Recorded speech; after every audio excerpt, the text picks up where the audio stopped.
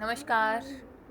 परिवार की सुख शांति और संतान की दीर्घायु के लिए महिलाएं हल छठ का व्रत करती हैं। यह त्यौहार भगवान श्री कृष्ण के ज्येष्ठ भाई बलराम के जन्मोत्सव के मंत्रोच्चारण उपलक्ष्य में पर कुछ मनाया जाता है। यह व्रत तुम टकराओ मत नवविवाहित जाना। स्त्रियां भी पुत्र कामना से रखती हैं। व्रत में शिव पार्वती के अलावा भगवान कृष्ण, बलराम व हलषष्ठी माता की भी विशेष पूजा होती है। हलषष्ठी देवी प्रकृति के छठे अंश से उत्पन्न हैं। महिलाएं इसमें विशेष रूप से पूजा करती हैं और विशेष सामग्रियों का सेवन करती हैं। इस दिन बलराम जी का प्रधान शस्त्र हल तथा मूसल है, इसलिए इन्हें हलधर कहते हैं। उन्हीं के नाम पर हल षष्ठी पड़ा है। इस दिन हल के पूजन का विशेष महत्व है। हमारे देश के पूर्वी जिलों में इसे ललई छठ कहते हैं। इस व्रत को पुत्रवती स्त्रियां करती हैं। इस दिन हल द्वारा जुता हुआ फल और अन्न नहीं खाया जाता। इस दिन गाय का दूध दही भी वर्जित है। इस दिन भैंस का दूध दही खाया जाता है। इस दिन स्त्रियां महुए का दातून करती हैं। इसमें शिव पार्वती जी, गणेश, कार्तिकेय जी की मूर्ति बनाकर रखते हैं या शिव परिवार की फ़ोटो रखते हैं। कागज़ या दीवार पर षष्ठी माता का भैंस के घी में सिंदूर घोलकर चित्र बनाकर रखा जाता है। पूजन स्थल पर खिलौने रखे जाते हैं और जहाँ पे हर छठ बांधा जाता है वहाँ पे श्रृंगार का सामान और हल्दी से रंगा कपड़ा भी रखा जाता है, कलश रखा जाता है, गौरी गणेश भी रखे जाते हैं। साथ ही नवग्रह की भी पूजा की जाती है। पूजन सामग्री में पसई का चावल, ये जो कि लाल चावल होता है, भैंस का दूध, दही, घी का उपयोग किया जाता है और लाई, भुना या सूखा महुआ चढ़ाते हैं। 7 प्रकार के अनाज चढ़ाते हैं, जिसमें चना, जौ, गेहूँ, धान, अरहर, मक्का, मूंग होता है। और होली की राख, होली पर भुने हुए चने की होरा और जौ की बालें चढ़ाते हैं और फिर कथा सुनी जाती है। फिर ब्राह्मण को दक्षिणा देकर आरती करते हैं। कथा इस तरह है कि एक गर्भवती ग्वालिन के प्रसव का समय समीप आया। उसे प्रसव पीड़ा होने लगी। बालक ने जन्म लिया तो दूध दही ना बिक पाएगा, ये सोचकर दूध दही की मटकियाँ सिर पर रखकर चल दी। चलते चलते जब खेत के पास पहुंची तो प्रसव पीड़ा बढ़ गई। वहाँ वह पास वाली झरबेड़ी की झाड़ी की ओर में बैठ गई। वहाँ उसने लड़के को जन्म दिया। ग्वालिन ने लड़के को कपड़े में लपेटा और मटकियाँ उठाकर आगे बढ़ गई। उस दिन हरछठ थी। यद्यपि उसका दूध दही गाय भैंस का मिला जुला था, पर उसने बेचते समय सबको बताया कि ये भैंस का है। इसे दूध दही बिक गया। जहाँ ग्वालिन ने बच्चे को रखा था वहाँ एक किसान हल जोत रहा था। उसके बैल बिदक कर खेत की मेड़ पर चढ़ गए। हल की नोक बच्चे के पेट में लगने से बच्चा मर गया। किसान को ये सब देखकर अपार दुख हुआ। उसने तत्काल झरबेरी के कांटों से बच्चे के पेट में टाँके लगाकर उसे वहीं पड़े रहने दिया। ग्वालिन ने लौट कर बच्चे को मरा पाया तो विचार करने लगी, यह मेरे ही पाप का फल है। मैंने आज हरछठ के दिन व्रत करने वाली अनेक स्त्रियों को गाय का दूध दही बेचकर अपना धर्म भ्रष्ट किया है। उसी का दंड है। मुझे लौट कर अपना पाप प्रकट कर प्रायश्चित करना चाहिए। वो लौट गई जहाँ उसने दूध दही बेचा था। गली मोहल्ले में घूम घूम कर अपने दूध दही का सारा रहस्य जोर जोर से आवाज़ लगाकर प्रकट कर दिया। यह सुनकर स्त्रियों ने अपनी धर्म रक्षा के घंटी विचार से उसे आशीष दी। जब वो वापस उसी खेत में पहुंची तो उसने देखा कि लड़का पलाश की छाया में पड़ा खेल रहा है। उसी दिन से ग्वालिन ने पाप छिपाने के लिए कभी झूठ ना बोलने का प्रण किया। इसी तरह से एक कथा और है। एक नगर में 2 स्त्रियां थीं। जेठानी का नाम तारा, देवरानी का नाम सलोनी था। सलोनी सदाचारिणी दयालु थी, तारा दुष्टा थी। एक बार दोनों ने हर छठ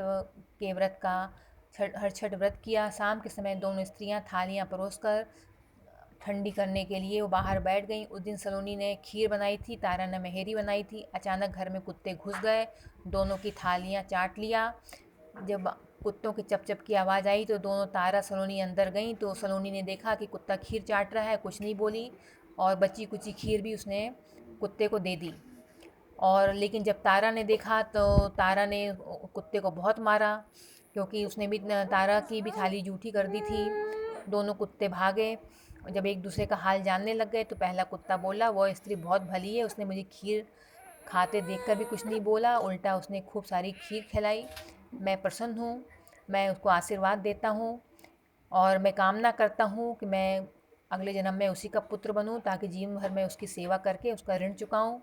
दूसरा कुत्ता बोला, मेरी तो ऐसी दुर्गति कभी नहीं हुई थी, मैं तो उसका पुत्र बनकर उसका बदला लूँगा। देवयोग से दूसरा कुत्ता मर गया, उस स्त्री का पुत्र होकर जन्मा। वो दूसरे वर्ष जब वो घर घर हर छठ की पूजा हो रही थी तो वो लड़का मर गया। तारा को बहुत दुख हुआ, पर वो हर साल लड़का पैदा होता, हर छठ के दिन मर जाता। तारा को संदेह हो गया, एक रात स्वप्न में उसी कुत्ते ने आकर कहा, मैं ही बार बार तेरा पुत्र होकर मृत्यु को प्राप्त होता हूँ। तूने जो मेरे साथ व्यवहार किया था मैं उसी का बदला चुका रहा हूँ। तो तारक ने पूछा कि इसका हल बताओ। तो उसने कहा कि अब से हर छठ के व्रत में हल से जुता हुआ फल और अन्न नहीं खाना, गाय का दूध दही नहीं खाना, होली की भुनी हुई बाल, होली की धूल हर छठ की पूजा में चढ़ाना, तब मैं कहीं तेरे घर जीवित रहूँगा। पूजा के समय यदि तारक गण छिटके तो तू समझना अब मैं यहाँ जीवित रहूँगा। तारा ने वैसा ही किया। उसके बच्चे जीने लगे और तब से इस व्रत का प्रचलन और भी बढ़ गया। इसमें कुछ विशेष बातों का ध्यान रखा जाता है, जैसे बच्चों को प्रसाद के रूप में धान की लाई, भुना महुआ के अलावा चना, गेहूँ, अरहर सहित 6 प्रकार के अनाजों का मिश्रण दें। भोजन महुआ के पत्ते के दोना पत्तल में करें और भोजन में एक विशेष प्रकार का लाल चावल होता है कि जो बिना जुताई से होता है, उसका सेवन करें। भैंस का दूध, भैंस का दही, भैंस का घी का इस्तेमाल करें और व्रत के दिन महुआ की दातून करें। भोजन बनाते समय चम्मच के रूप में महुआ की लकड़ी का उपयोग करें। पूजा के बाद अपने संतान के पीठ वाले भाग में कमर के पास सगरी के जल से भिगाकर अपने आंचल से पोंछें। जब पूजा हो जाए तो अपने से बड़ी उम्र की स्त्रियों के चरण स्पर्श करें और उनका आशीर्वाद लें। इसमें एक जहाँ पे पूजन वाला स्थान है तो हो सके तो आप वहाँ पे गोबर से लोग लेपें और श्रृंगार का भी सामान आप रखें अगर हो सके, और महिलाएं श्रृंगार करके पूजा करें। अगर आपको ये वीडियो अच्छा लगे तो लाइक कर दें और शेयर भी कर दें, और कैसा लगा तो कमेंट्स ज़रूर करें। अगर आपने मेरा चैनल अभी तक सब्सक्राइब नहीं किया है तो सब्सक्राइब भी कर दें।